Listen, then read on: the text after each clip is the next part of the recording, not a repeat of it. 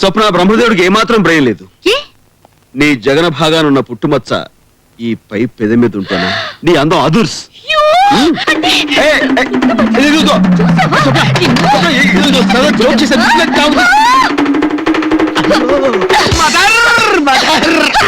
గోపాల్ గోపాల్ గోపాల్ గోపాల్ వీడి పేరు రాజు కదా.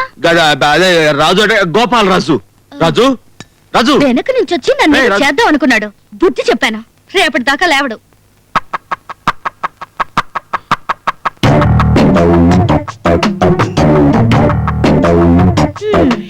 రేపటిదాకా ఏమిటి, ఇంకా లైఫ్ లో లేవడు. అంటే చచ్చాడు. పొట్టలు పెట్టుకున్నావు. ఇప్పుడు మన ప్రోగ్రామ్ ఏంటి? ఏమి లేదు, నిజం తెలుసుకోవడానికి తనే మనకు చక్కటి అవకాశం ఇచ్చింది. నువ్వు చచ్చిన శవంలో పడి ఉంటావు. శవంలో పడి ఉండాలి. ఎంతసేపు? గంట సేపు సరిపోద్దా? అసలే బెదిరింది, గంట ఎందుకు, 5 నిమిషాలు చాలు. అంతేనా? తను బతికింది, నువ్వు చచ్చావు.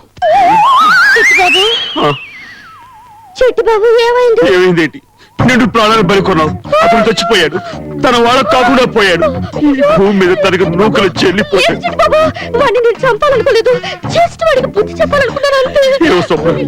ఇప్పుడు పోలీసులు వస్తారు, నన్ను జైల్లో పెడతారు, ఉరి తీస్తారు. మా పిన్ని బాబాయ్కి అవన్నీ నేను చూసుకుంటాను. కానీ అసలు నువ్వు రాజుని ఎందుకు చంపాలనుకున్నావు? అయ్యో చిట్టి బాబు, నాకు టెన్షన్ గా ఉంది. ముందు వినేమైనా అది నేను చూసుకుంటాను కదా. అసలు నువ్వు రాజుని ఎందుకు ముందు బాడీని ఏమైనా తర్వాత చెప్తావా? చెప్తాను. అయితే నాకు బాడీని